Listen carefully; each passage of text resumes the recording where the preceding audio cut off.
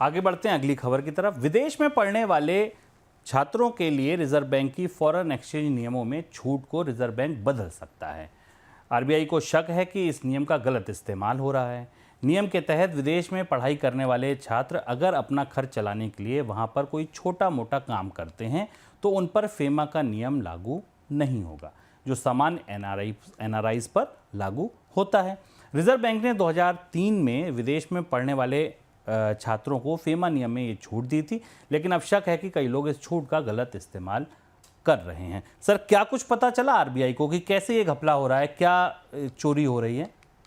ये मामला पुराना है और अब आरबीआई को इस पुराने मामले में करीब 20 साल पुराना कानून है। जैसा आपको चुमन ने बताया, 2003 में ये कानून आया था, जिसमें अनिवासी भारतीयों को, एनआरआईज को, अपने बच्चों को विदेश में पढ़ाने के लिए फेमा के कुछ नियमों से छूट दी गई थी। और ये कहा गया था कि फेमा में विदेश में पढ़ते हुए अगर वो कोई छोटा मोटा काम कर रहे हैं और उससे कुछ पैसा कमा रहे हैं तो उसे कमाई नहीं माना जाएगा। लेकिन ऐसा माना जा रहा है, ऐसा पता चला है कि भारत के विदेश के अनिवासियों ने या भारत के जो प्रवासी भारतीय हैं, उन्होंने इस रास्ते से विदेश में कैश जमा किया है और काफी सारा पैसा इनके जरिए वहां इन्वेस्ट किया है या रखा है। और इसलिए जो चिल्ड्रंस को या बच्चों को जो एनआरआई का टैग मिलता है और उनको यहाँ से बड़ी मात्रा में फंड का ट्रांसफर किया जाता है, वो फेमा का सीधा उल्लंघन है। तो इस बात की पूरी संभावना है कि शायद ये खिड़की आने वाले समय में बंद कर दी जाए और अनिवासी भारतीयों के बच्चे जो विदेश में पढ़ने के लिए केवल रहते हैं, उन्हें फंड ट्रांसफर के सख्त नियमों के तहत लाए।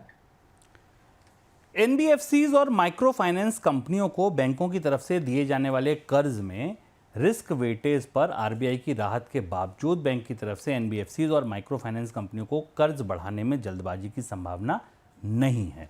माइक्रो फाइनेंस सेगमेंट में बढ़ते एनपीए बैंक को इसलिए चिंता में डाल रहे हैं कि कहीं एनपीए और ना बढ़े, और इसीलिए बैंक फिलहाल सावधानी बरत रहे हैं। रिजर्व बैंक ने पिछले हफ्ते ही इस तरह के कर्ज के बदले बैंक में बफर के तौर पर रखे जाने वाली रकम की छूट दी थी, जिससे बैंकों के पास अतिरिक्त लिक्विडिटी बचने की संभावना थी और आशा ये की जा रही थी कि ये इस लिक्विडिटी का इस्तेमाल बैंक एनबीएफसी को कर्ज देने में करेंगे। सर, हिचक क्या है? अगर कर्ज की मांग है और बैंकों के पास ग्राहक हैं एनबीएफसी जैसे, फिर हिचक क्या है?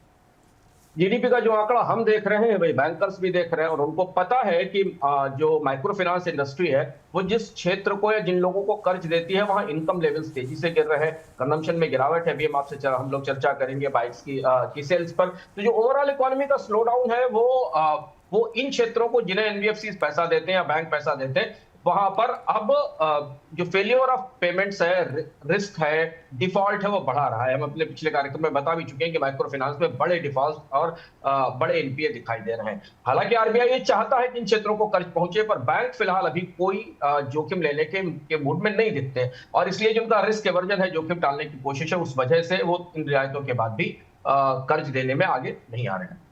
सर, ईवी को लेकर भी कुछ बैंकों को दिक्कत हो रही है?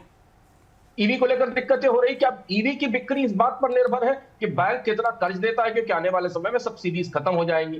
बैंकों का कहना है कि ईवी फाइनेंसिंग में रिस्क वेटेज काफी ज्यादा है और अगर सरकार वास्तव में चाहती है कि ईवी लोन्स दिए जाएं, इलेक्ट्रिक व्हीकल्स को प्रोत्साहन दिया जाए, तो बैंकों को इसे प्रायोरिटी सेक्टर लेंडिंग के अंदर लाना चाहिए, ताकि जो रिस्क एपेटाइट है वो बेटर हो सके, बढ़ सके। क्योंकि अभी इतना सख्त है रिस्क ऑटोमोबाइल के लोन्स के ऊपर और उसी लोन प्रक्रिया के तहत ईवी को लोन भी दिए जाते हैं। तो बैंकों की तरफ से ये मांग की जा रही है कि ईवी पे लोन के लिए आरबीआई उन्हें थोड़ी रियायतें दे। अब रियायतें मिलेंगी कि नहीं, ये हमें देखना होगा, क्योंकि इलेक्ट्रिक व्हीकल को लेकर हम आगे आपसे ओला के उस पर भी बात करेंगे।